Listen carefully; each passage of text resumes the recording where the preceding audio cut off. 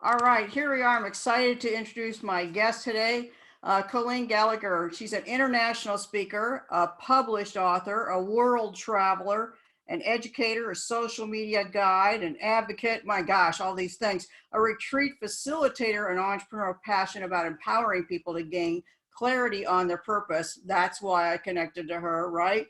So we can make a massive impact on humanity by simply being them.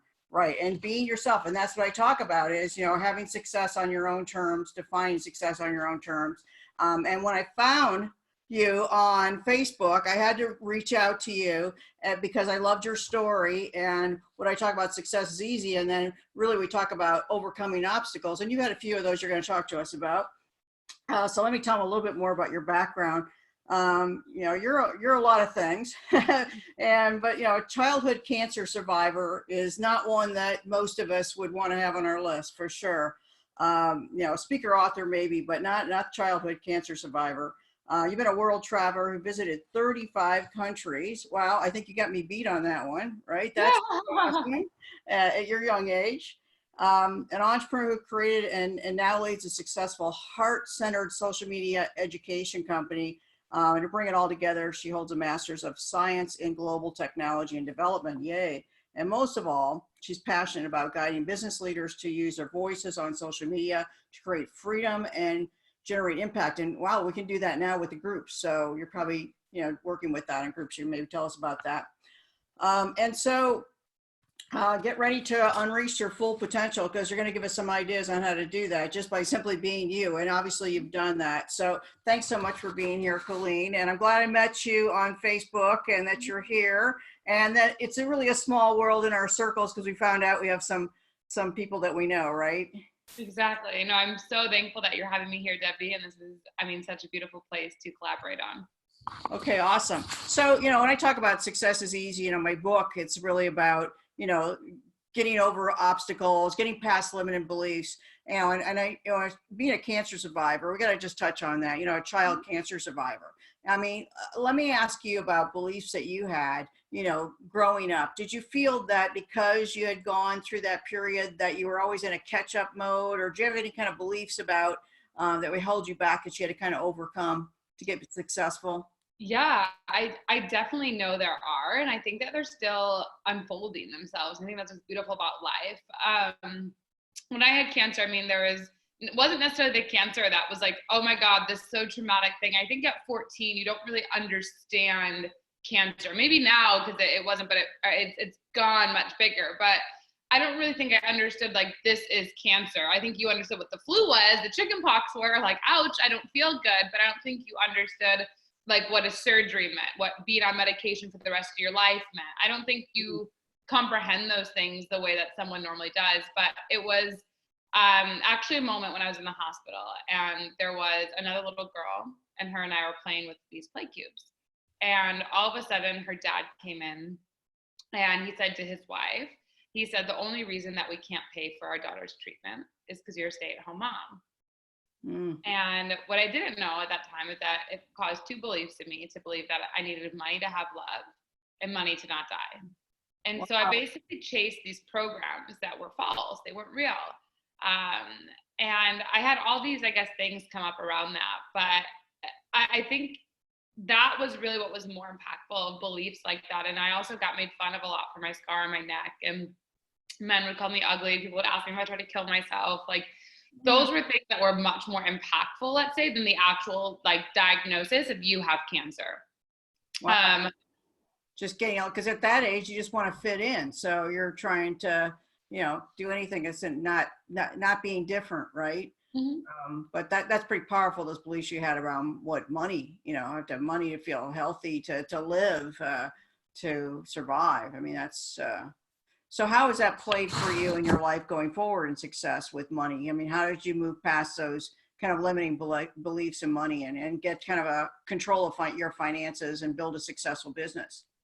So I definitely think when I look at when I was in corporate America, right out of college, I went into corporate America. Even though many people who know me now, I'm so not corporate, and there's nothing wrong with corporations. I think they're beautiful. It's just so not me. Like, I'm so creative and dynamic and flexible and always evolving so rapidly. So for me to be in a very structuredized environment just would never go with my soul. And so that was one where I guess I was making six figures at like 21 or, you know, 600 or $100,000.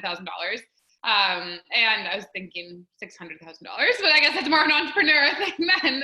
But anyway, and I was like, okay, that's a lot of money. This is really good. My friends are making like 30, 40,000. Like I'm doing well. Well, I got to a point when I was like raising in the corporation and I was getting amazing commission checks, but the reality was that I wasn't happy. I wasn't living into who I was meant to be. And I got into bad relationships. I was going out all the time. And I just realized like, this is not what I was meant to do. And so I basically left my job and moved across the world to New Zealand, where I then got another corporate job. And so basically my finances with that, I mean, they were always intact because you were always receiving, you were always going, you always had something coming in, and I didn't really know investing options or saving options or passive income options. So I think there was something in me that I only knew how to work and get money instead of looking like at a long-term place. The money, if you have the job, right? Exactly. Versus earning your own money, right? As an entrepreneur. Yeah. But you took a huge leap. You moved to New Zealand. Did you know anybody when you moved there? Nope. I moved, that was my third place where I moved. I moved to Houston, Texas. I moved to Baltimore, Maryland. And I moved to New Zealand where I knew absolutely no one. And I just was like, I know that I'm meant to travel. I know that I'm meant to do this. I'm just going to trust with faith that there's something greater for me here. And it always really worked out for me. And I guess on my entrepreneur journey, like I said, I want to start a business while traveling the world. And that's why I believe in the power of social media so much when you use it correctly.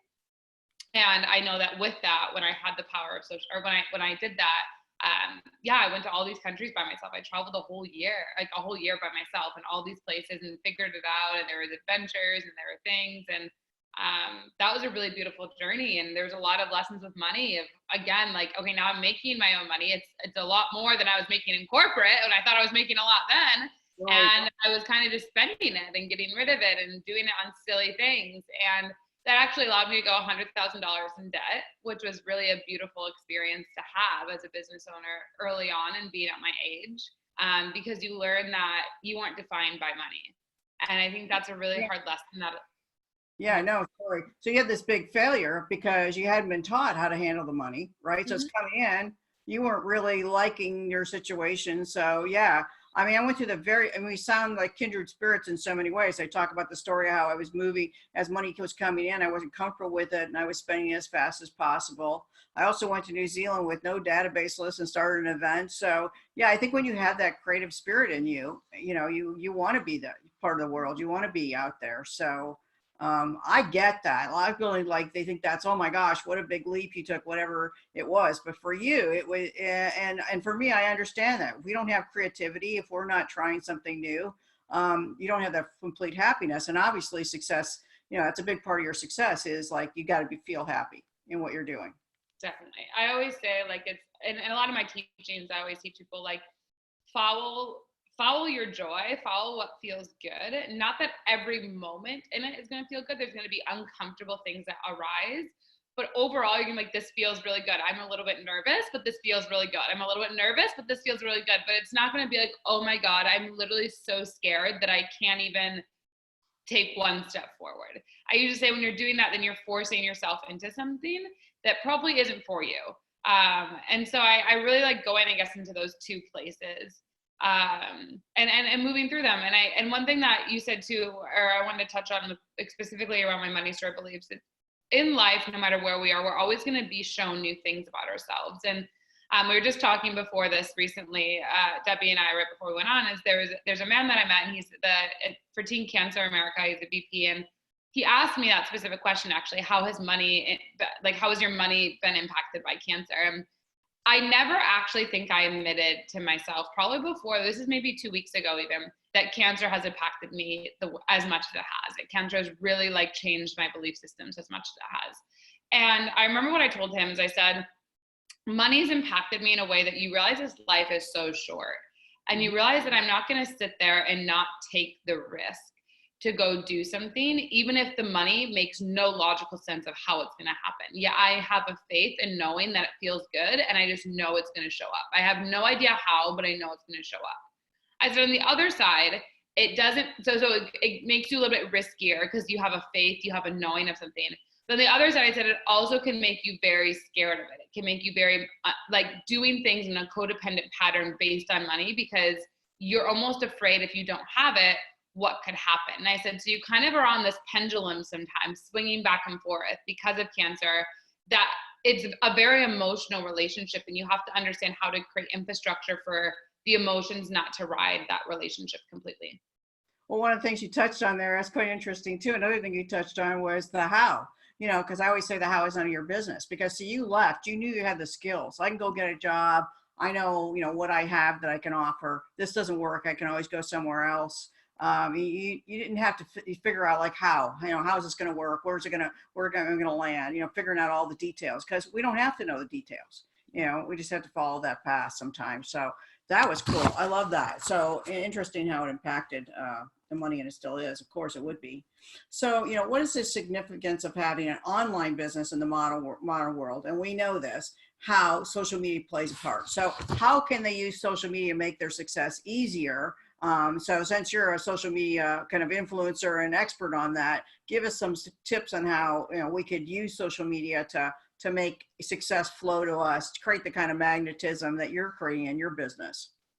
Yeah. So one thing I really believe, whether you believe in energy, whether you believe in universe, whether you believe in God, science or the spiritual side, both of it, we can all agree that light is matter. So even a light bulb, that Einstein has created, it's just capturing electricity. It's densifying the light so that the light can be radiated out and we can see it. We can feel it. We can have a greater thing. Well, when you think about social media or technology, what I say, it's really condensed light, just condensed energy into a little box that we are able to communicate through.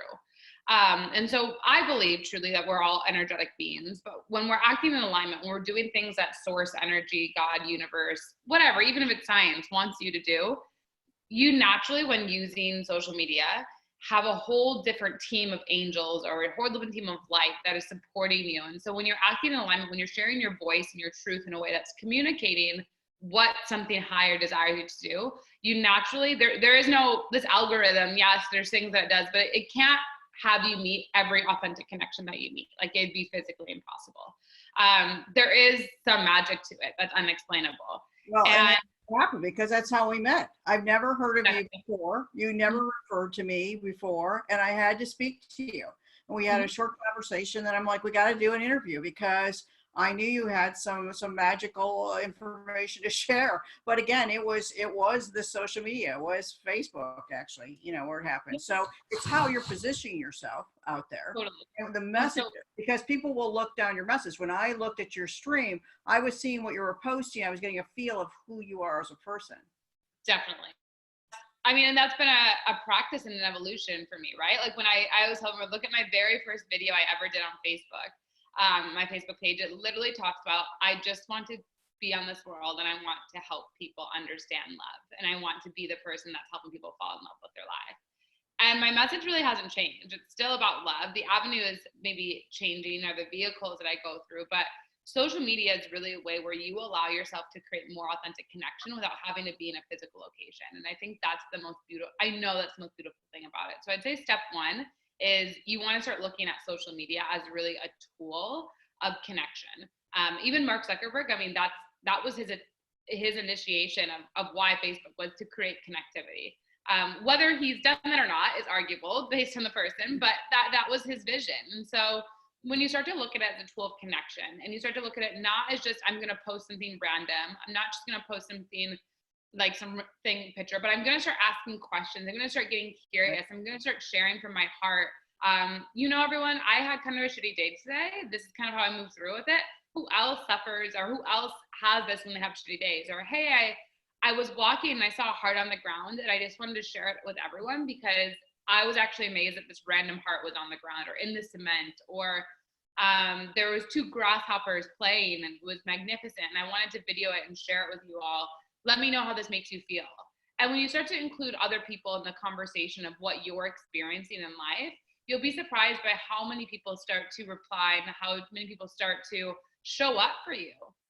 Right. It doesn't have to be like this big business, message all the time that you're sharing, and people don't get that. Social media is engagement, getting people to know you, and you're doing that very well. And the thing is, people say, well, how could you monetize business saying love? Well, one of my best speakers I've ever had on my stage is Barbara DeAngelis, who was one of my personal mentor for many years. And she sells love. I mean, basically she's saying, like, I'm selling love, yeah, and you're just following her because you're like, I like the feeling. I know I want to be happier. I want to have more love, more joy in my life. And so, yeah, people will invest in that because we're all seeking a better life. And so whether it's looking at grasshoppers or, a heart on the sidewalk, whatever it is, right? You just have a way of seeing things, and people want to engage with you because they want to learn how to see that. Because, one of the things I learned from Barbara DeAngelis very early on was I read a book that she wrote many years ago called Real Moments. I was so stressed out. I wasn't experienced real moments. I couldn't have seen those grasshoppers. I couldn't have seen that heart there. I couldn't have seen any of those things because I was so stressed. I was just trying to cope, and a lot of people are going through that. So they need what you have for sure. So let me ask you another question here. Is success in business, online solely based on one's mindset, do you think, for, what people are putting out there? Yeah, so I think there's two things. I say we have our mindset right, we have our heart. We have three different brains, your mind, your heart, and your gut, and that's from a researcher. But I would say social media, the way that you're going to be successful is the mindset you have around how authentic and vulnerable you can be with your heart, and how safe you feel to express yourself.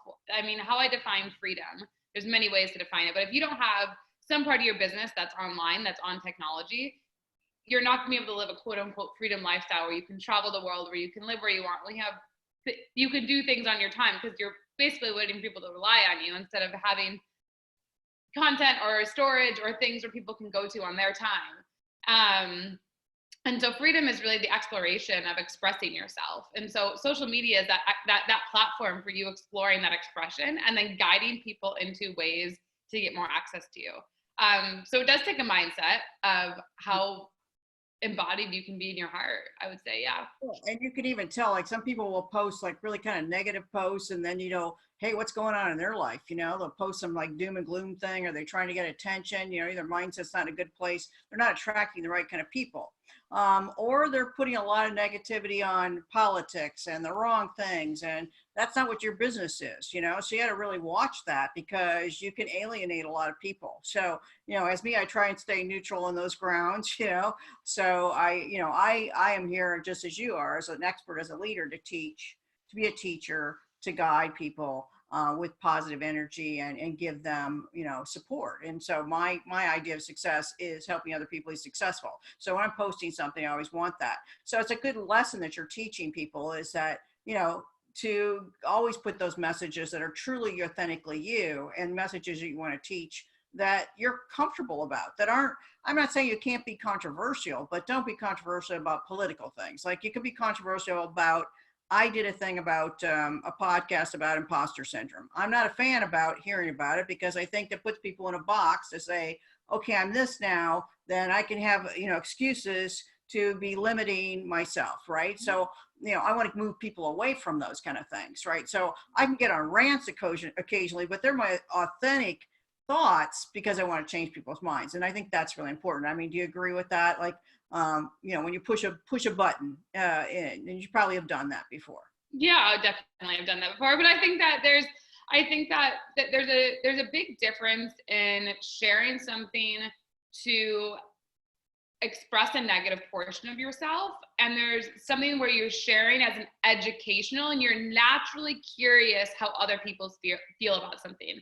So for an example, this is political, but I'll say, so let's say the whole impeachment with Trump thing. I actually don't really understand it, but if someone posted something and they said, here are the things that are going on with Congress. I think someone actually I do know did, but like, here's what's going on with Congress. Here's actually how the law works. Here's what that I was like, wow, that's actually such a fascinating, I mean, this was like very well crafted, educational, and it was like, leave any comments for open dialogue. The person posting it was very neutral. There was no this or that. It was just simply sharing, just so you all know, here's the law, here's why the impeachment's happening, and here's what's going on. So like, and they like laid it out for you kind of like an equation. So you could go do your own research if you maybe were like, I'm curious, I don't know. Or you could have just left a comment. And I think that's a way to do something. If you want to talk about something that's controversial, that's a way to tailor it or structure it in a way where you're going to actually have authentic connection and real conversation. Not that maybe some of the conversation won't get difficult or challenging, but that's how you're going to create an innovative conversation that people are feeling safe to express, okay, let me think about this, let me do that. And that's how I would go about it if you were to post something, or you wanted to post something that was more controversial. Right. And you're all about love and collaboration. And so, that, people fighting and stuff wouldn't go well with you anyway. So, yeah. So, hey, we have so much other stuff we could talk about. I would love to get into more social media stuff and things like that, but we're running out of time. So I want the audience here to learn more about you and what you can do to help them. So tell us where we can find you, and maybe give them some things that they can go and read a little bit more about. Definitely. So I think the best way to definitely connect with me when you hear this is when you go to Facebook or Instagram. So it's facebook.com/the Colleen Gallagher. Or my Instagram is Colleen_Gallagher_. I'm always responding to my messages or DMs if you reach out there. And if you want to know more about me, my website is just www.colleengallagher.co. I have many ways to be involved. But one way that I guess that it's a kind of a way to learn a lot of my social media, spiritual and business mindset practices is something that I have called a magical membership. And it's basically just one call a month, but you get access to all past recordings. So there's like over 15 hours of content in there, all about social media, business, mindset, and spiritual practices. So kind of attract social media, the right people, like we've just done now. You're proof of that. Yes. So, most definitely. So it's been such a pleasure having you here. Thanks so much. And again, give your website again so they can go to your website as well. Mm-hmm. www.colleengallagher.co. .co, not .com, because sometimes it'll get there. Okay, so great. Thanks for being here, Colleen, and it's been a pleasure, and you're such a joy and a delight. So hope you guys go check her out and get involved in what she has to offer. Thanks so much. Have a great day. Thank you.